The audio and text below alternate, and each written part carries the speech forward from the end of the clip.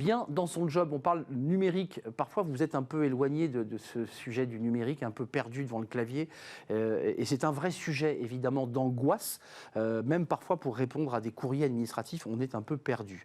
On en parle aujourd'hui avec Sophie Lebras. Bonjour Sophie. Bonjour Anne-Sophie, directrice France du programme Atelier numérique Google, créé il y a 10 ans maintenant.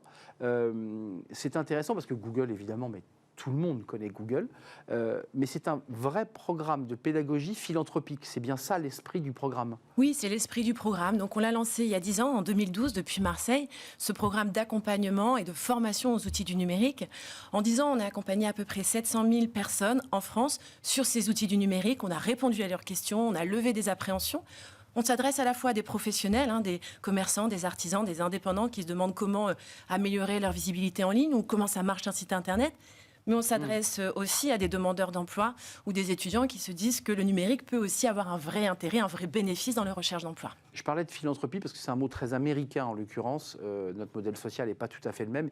Il y a cet esprit de quoi ? De donner, qu'il n'y a pas de profit, il n'y a pas de business pour le dire directement.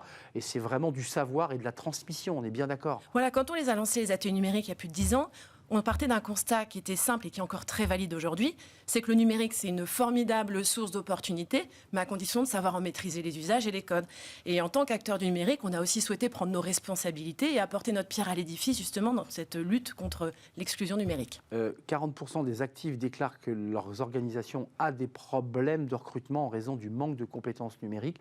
Alors c'est un peu paradoxal ce que je veux dire, j'ai l'impression que tout le monde fait du numérique, et quand on regarde bien les chiffres, on s'aperçoit que même les jeunes, à part regarder leurs écrans, ne sont pas si forts que ça en numérique, les seniors, et puis des salariés qui n'ont pas été formés au fil de l'eau et qui sont perdus. Ça représente beaucoup de monde, en fait, mal formé. Tout à fait. Aujourd'hui, on estime qu'il y a à peu près 13 millions de Français qui sont éloignés du numérique. Donc des gens qui ne sont pas tout à fait à l'aise avec le numérique et qui ne peuvent pas bénéficier du plein potentiel du numérique. Donc vous avez raison, aujourd'hui c'est un vrai problème, et c'est un vrai problème pour les entreprises qui ont ces dernières années, à la faveur du Covid, accéléré leur transition numérique et qui aujourd'hui rencontrent des difficultés à trouver les compétences, à trouver les profils, que ce soit en externe mais même en interne, pour pouvoir justement passer cette transition numérique. Les compétences numériques, c'est 77% des candidats sont des hommes issus de zones urbaines. Alors aussi, il y a des sociotypes et on voit qu'à travers l'Observatoire de la diversité du numérique sur les zones de revitalisation rurale, que la France est coupée en deux, quoi. Il y a les urbains modernes et qui sont connectés, puis il y a les autres. Tout à fait, vous avez raison. Donc cette étude, c'est une étude qui a été menée par l'association Diversity Days en partenariat avec Pôle emploi.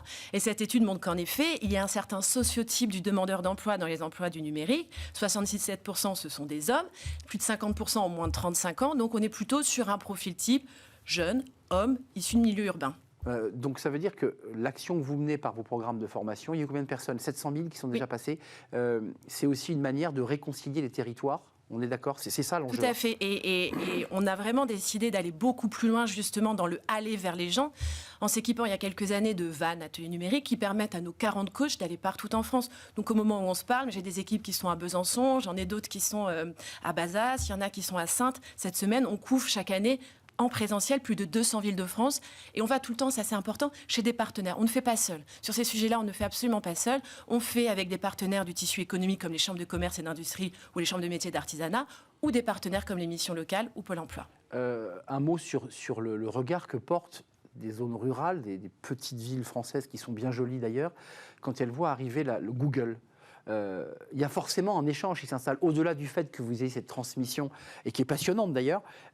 Comment ils vous regardent ? Parce que Google, dans l'esprit des Français, c'est un mastodonte, c'est gigantesque, c'est presque impalpable. Et là, ils voient quelqu'un en chair et en os qui est chez Google.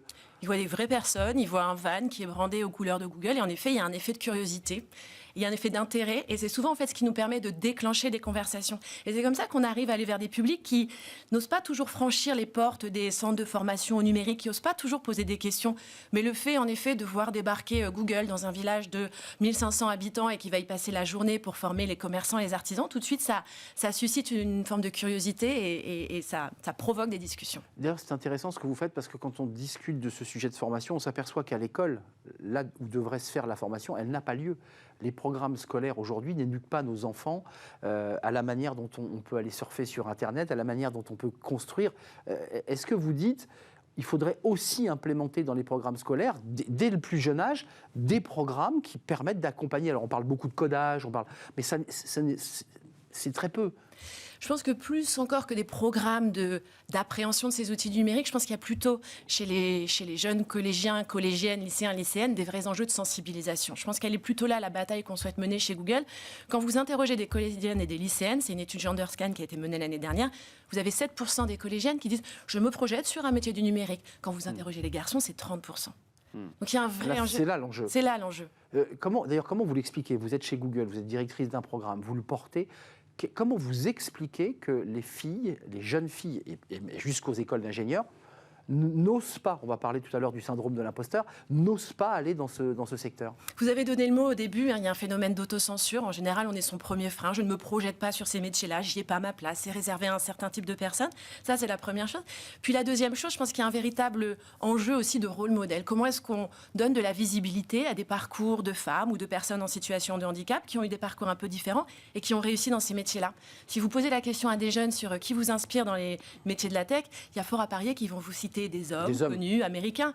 Et il y a très peu de chances qu'on vous cite Grace Hopper ou des personnes ou des femmes comme ça qui ont une vraie influence sur l'informatique. Mais vous, Anne-Sophie Lebras, vous êtes une femme au sein d'une grande entreprise GAFA.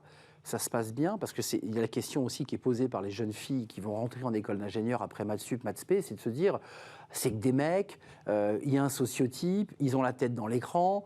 Est-ce qu'il faut briser aussi ces clichés, aussi montrer une autre image de la tech et du numérique? Tout à fait, il faut les briser. Et puis, il faut vraiment mener une politique volontariste pour vraiment, justement, déconstruire ces croyances selon lesquelles le numérique, c'est pour un certain type de personnes. C'est pour ça que l'année dernière, on a décidé d'aller beaucoup plus loin sur les métiers de la tech et sur le sujet de la diversité dans les métiers de la tech. On a lancé un programme qui s'appelle Google Career Certificates. Très simplement, c'est 4 formations qui sont 100% en ligne et qui permettent de se former à distance à des métiers qui recrutent dans la tech. Mais plus important encore, c'est qu'on a décidé d'offrir 10 000 licences gratuites à des publics qu'on voit trop peu dans ces métiers-là. Et ces 10 000 licences, on va les distribuer avec ses partenaires associatifs, avec Pôle emploi, l'émission locale. Diversidays, qui vient souvent sur notre plateau d'ailleurs. Et pour donner aussi accès à ces jeunes des quartiers prioritaires. Parce que là aussi, il y a des enjeux aussi d'emploi et de création d'emplois. Merci Anne-Sophie Lebras d'être venue nous rendre visite. Une femme chez Google, dans le numérique, et qui porte ce programme avec toutes ses équipes, on l'aura bien compris. Donc si vous voyez passer ce petit camion Google, c'est des vrais camions. Et ils sont là pour vous accompagner. Merci de nous avoir rendu visite en charge des programmes ateliers numériques chez Google. On tourne une page et on parle des entreprises qui s'engagent. Tiens, d'ailleurs, peut-être qu'un jour vous viendrez. Je ne sais pas si vous êtes membre de la communauté des entreprises qui s'engagent. Entreprise et une communauté passionnante, et on accueille son directeur général.